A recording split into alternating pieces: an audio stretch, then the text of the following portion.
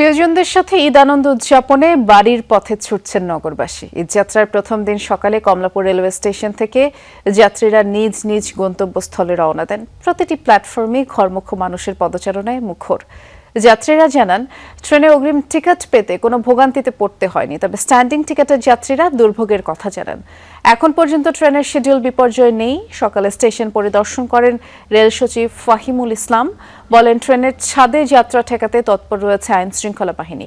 পবিত্র ঈদুল আজহা উপলক্ষে টানা 7 দিনের সরকারি ছুটি শুরু সোমবার থেকে, আর 31 মে পর্যন্ত বন্ধ থাকবে সব সরকারি অফিস আদালত। ছুটি সমন্বয়ের কারণে আজ ও আগামীকাল সরকারি অফিস দপ্তর খোলা থাকবে।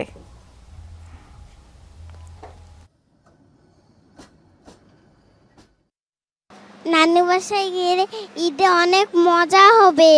ঈদের নামাজ পড়বো, তারপরে খাবার খাবো, সবাইকে মাংস ভাগ করে দিব। ঈদ মানেই তো আনন্দ, তো সব মিলে ভালো অনুভূতি। ঈদের ছুটি হলে বাড়ি যাওয়া হয়, ট্রেনে আসাও হয়। ট্রেনেতে নিরাপদ আর কি, জার্নিটা আরামদায়ক, বাচ্চার কাছে যে নিয়ে যেতে সুবিধা হয় আর কি। সেই জন্য আমরা মনে করেন ট্রেনে যাত্রাটা বেশি যাতায়াত করি। আমরা 3 স্তরের কিন্তু এখন নিরাপত্তা ব্যবস্থা অন্যবারের মতোই আমরা করেছি। এটা আরও স্ট্রেংথেন করেছিল কবল দিয়ে, যেন টিকিটবিহীন যাত্রীরা ভিতরে প্রবেশ করতে না পারে। যে আমাদের ভ্রাম্যমাণ আদালত আমরা নিয়োগ করেছি এবং আমাদের ভিজিলেন্স টিম আছে। পরিবার পরিজনের সাথে ঈদ করতে সড়ক পথেও রাজধানী ছাড়তে শুরু করেছে সাধারণ মানুষ। সকাল থেকেই গাবতলী, মহাখালী সহ বিভিন্ন বাস টার্মিনালে ঘরমুখো মানুষের ভিড় দেখা যায়, তবে এখনো সেই বাড়তি যাত্রীর যে চাপ সেটি কোথাও দেখা যায়নি। যারা বাড়ি যাওয়ার উদ্দেশ্যে বের হয়েছেন সবাই নির্বিঘ্নেই রাজধানী ছাড়ছেন। অনেকে টিকিট কেটে রেখেছিলেন আগে, কেউ কেউ আবার কাউন্টারে এসেও টিকিট নিচ্ছেন। বাড়তি ভাড়া নেওয়ার অভিযোগও তেমন নেই। কোনো ঝামেলার ভিতরে পড়ি না, ইনশাল্লাহ ভালোভাবে যাচ্ছি, টিকিটও পেয়েছি। এখনো যাত্রীর চাপ বাড়ে নাই, আর কিছুদিন বড় বাড়বে। ফ্যামিলি পাঠিয়ে দিচ্ছি যাতে পরে জামে না পড়তে হয়। একটু আগে আগেই চলে যাচ্ছি, পরে হয়তো যানজট থাকবে, অনেক হেনস্থার মধ্যে পড়তে পারি। নৌপথেও বাড়ি ফিরতে শুরু করেছেন মানুষ। সদরঘাট লঞ্চ টার্মিনালের পন্টনে নির্ধারিত রুটের লঞ্চ থাকলেও যাত্রী চাপ অনেকটাই কম। ফাঁকা রেখেই লঞ্চগুলো ঢাকা ছেড়ে যাচ্ছে। ঈদের সময় ঘনিয়ে এলে যাত্রী চাপ বাড়বে বলে লঞ্চ মালিক ও সংশ্লিষ্টরা জানিয়েছেন। আর যাত্রীরা জানালেন, লঞ্চ টার্মিনালের এমন ফাঁকা শান্ত পরিবেশ বেশ উপভোগ করছেন। স্বস্তিতেই তারা বাড়ির পথ ধরেছেন। ঈদযাত্রার প্রথম দিনে সড়ক, রেল, নৌপথে বাড়ি ফিরতে শুরু করেছে মানুষ। আমরা সদরঘাট লঞ্চ টার্মিনালের চিত্র দেখব। সহকর্মী রাব্বি সিদ্দিকী অপেক্ষা করছেন।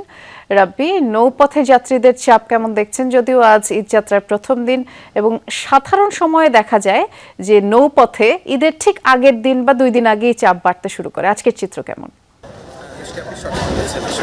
পথের চাপটি কিন্তু তৈরি হয়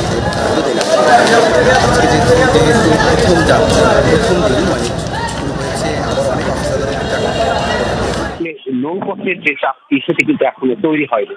একটু যদি দেখাই যে আসলে এখানে লঞ্চগুলো বিভিন্ন রুটের লঞ্চগুলো পন্টনে ঠায় দাঁড়িয়ে আছে। আমি যে পন্টনে আসছি এখান থেকে রাঙাবালি, ভোলা, ঘোষঘাট এই সমস্ত রুটের কিন্তু লঞ্চগুলো ছেড়ে যায়, কিন্তু যাত্রী একেবারেই চাপ কম।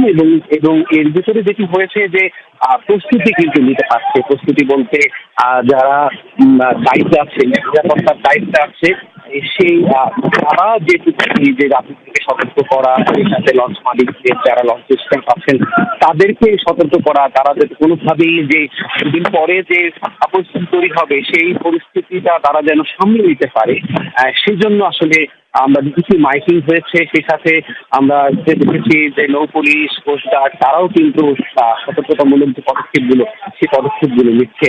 এবং সবচেয়ে বেশি যে জরুরি যেন ভিড়ের মধ্যে লঞ্চগুলো ছেড়ে যায়, যেন কোনো দুর্ঘটনা না ঘটে। গতবার ঈদের সময় আপনি দেখেছেন যে ভয়াবহ দুর্ঘটনা হচ্ছে, প্রাণ গেছে মানুষের যাত্রী। সেই দুর্ঘটনা রোধ করার জন্য এবার আসলে যেন স্বস্তিতে হয় ঈদযাত্রা, সেটি সবার প্রত্যাশা। ধন্যবাদ বিস্তারিত জানানোর জন্য রাব্বি।